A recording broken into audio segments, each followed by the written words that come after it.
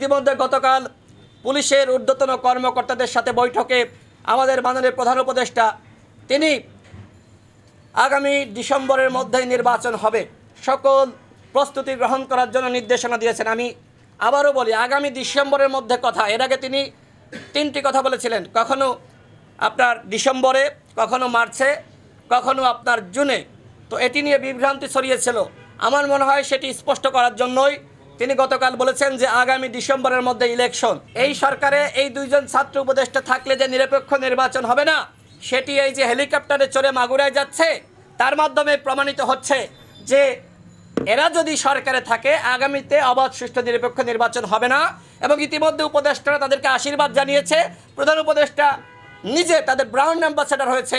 সুতরাং কোনোভাবেই এই উপদেষ্টারা সরকারে থাকলে নিরপেক্ষ নির্বাচন হবে না। আরেকটি কথা আমি বলে রাখি, সেটি হলো যে অন্যান্য উপদেষ্টারা এই ছাত্র উপদেষ্টাদের অনুগত। অপারেশন ডেভিল হান্টের নামে আজকে যেভাবে আমরা লক্ষ্য করছি সাধারণ মানুষকে, সাধারণ আওয়ামী লীগকে হয়রানি করা হচ্ছে, এটি কোনোভাবেই আমরা প্রত্যাশা করি নাই। আমরা বলেছিলাম যারা অপরাধী, আওয়ামী লীগের যারা গণহত্যা চালিয়েছে দোসর, তাদেরকে আপনারা গ্রেপ্তার করেন, কিন্তু তাদেরকে গ্রেপ্তার না করে আপনারা নিরীহ আওয়ামী লীগকে গ্রেপ্তার করছেন। আপনারা দেখেছেন যে গণ অভ্যুত্থানের ইতিহাস বিকৃত করা হয়েছে। ঢাকা বিশ্ববিদ্যালয়ের শিক্ষার্থীরা, বিশেষ করে রোকেয়া হলের শিক্ষার্থীরা স্লোগান দিয়েছিল, তুমি কে আমি কে, রাজাকার রাজাকার। এই স্লোগান ছাড়া আর কোনো স্লোগান ছিল সেই দিন? আপনারা তো সাংবাদিক ভাইরা, ছিল? আপনাদের কাছে প্রশ্ন করছি, ছিল না? একটি স্লোগান ছিল, তুমি কে আমি কে, রাজাকার রাজাকার। আজকে ইতিহাসে বলা হচ্ছে তুমি কে আমি কে, রাজাকার রাজাকার। কে বলেছে? কে বলেছে? সরকার সরকার। আর হাসিনা কিসের সরকার? ও কোনো সরকার ছিল?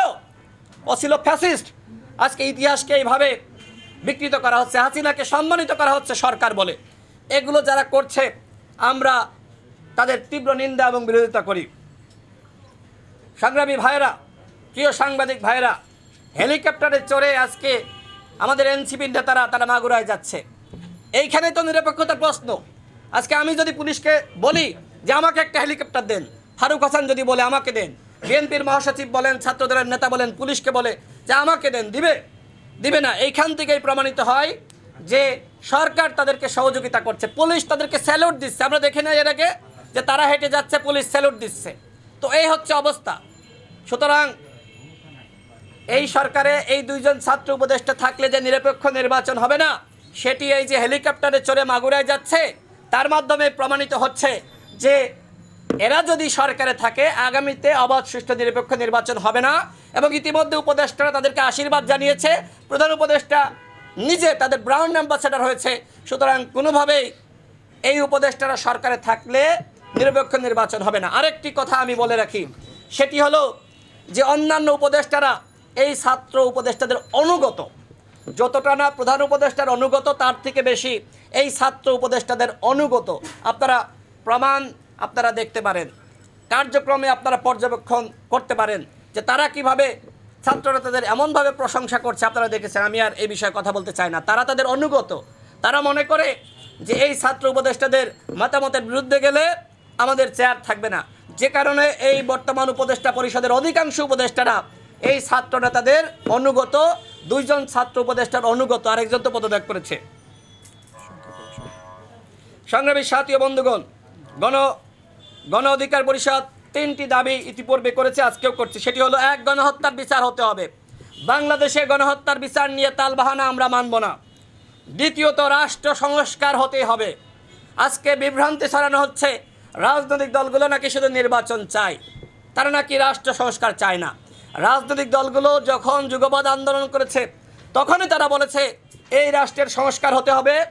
বর্তমান সংবিধান এবং শাসন কাঠামো এটি বজায় রেখে কোনোভাবেই সরকার চালানো যাবে না। সুতরাং রাষ্ট্রের সংস্কার হতেই হবে। আমরা যারা যুগপৎ আন্দোলন করেছিলাম তারা 31 দফা দিয়েছিলাম সম্মিলিতভাবে। সুতরাং রাষ্ট্র সংস্কারের কথা তো রাজনৈতিক দলগুলো আগেই বলেছে, এখনও বলছে। সুতরাং আপনারা যে বিভ্রান্তি ছড়াচ্ছেন মূলত এই রাজনৈতিক দলগুলোকে জনগণের কাছে ছোট করার জন্য, বিতর্কিত করার জন্য।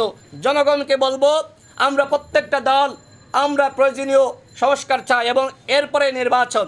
ইতিমধ্যে গতকাল পুলিশের ঊর্ধ্বতন কর্মকর্তাদের সাথে বৈঠকে আমাদের মাননীয় প্রধান উপদেষ্টা তিনি আগামী ডিসেম্বরের মধ্যেই নির্বাচন হবে, সকল প্রস্তুতি গ্রহণ করার জন্য নির্দেশনা দিয়েছেন। আমি আবারও বলি, আগামী ডিসেম্বরের মধ্যে কথা। এর আগে তিনি 3টি কথা বলেছিলেন, কখনো আপনার ডিসেম্বরে, কখনো মার্চে, কখনো আপনার জুনে।